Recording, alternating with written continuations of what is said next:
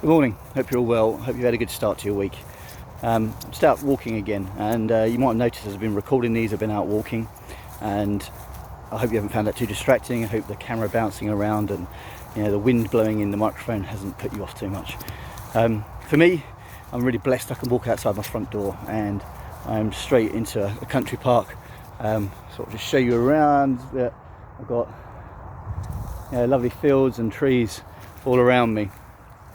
And for me, I just enjoy being outside. I enjoy nature, and I think looking around at nature just helps me to think about God more.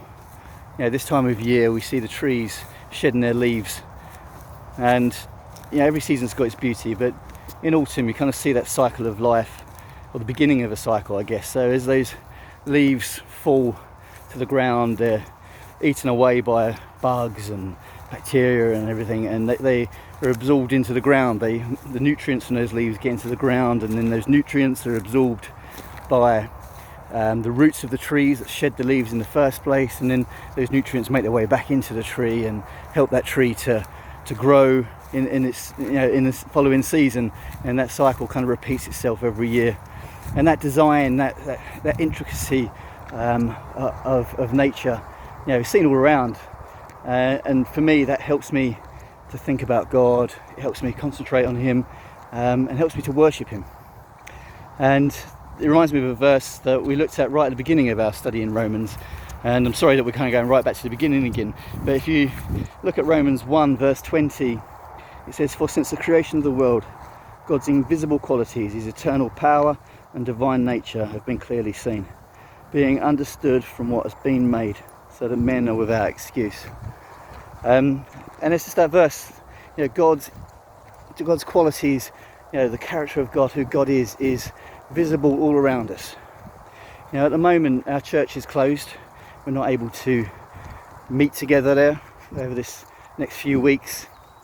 And we managed to come back together for a while, but even then it wasn't kind of normal church, was it? We weren't able to sing. We weren't able to worship in the way that we would normally worship in church. And for some of us, that's a struggle. We find that hard. But we need to remember that worship isn't just being at church on a Sunday. Worship isn't just standing up and singing 3 or 4 songs once a week and then going on for the rest of our week. Our whole lives should be worship.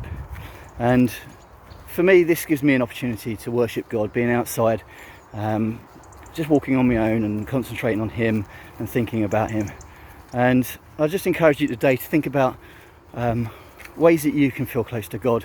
Whether it's just sitting there reading His Word, reading the Bible, or I know that everyone has a country park on their doorstep, but even if it's just getting out in your garden, listening to the birds, looking at a plant and just thinking about the wonder of how that's made up, or even just turning on a TV documentary about wildlife or something like that. I don't know what it is, but spend time thinking about how you can worship God, how you can really spend time with Him today.